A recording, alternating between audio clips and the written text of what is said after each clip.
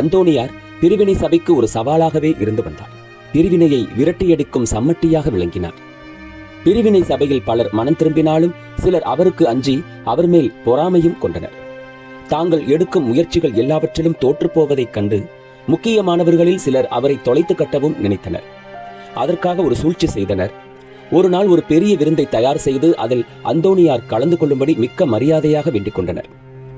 உணவில் கொடிய நஞ்சு கலந்து அதை அந்தோணியாருக்கு உண்ண கொடுத்தனர். பரிமாறப்பட்ட உணவில் கொடிய நஞ்சு வஞ்சகமாக கலந்திருப்பதை கடவுள் உதவியால் அந்தோணியார் அற்புதமாக அறிந்து கொண்டார். அதில் நஞ்சு கலந்திருப்பதை அவர்களுக்கும் அறிவித்து அவர்களது நம்பிக்கை துரோக செயலுக்காக அவர்களை கண்டித்தார்.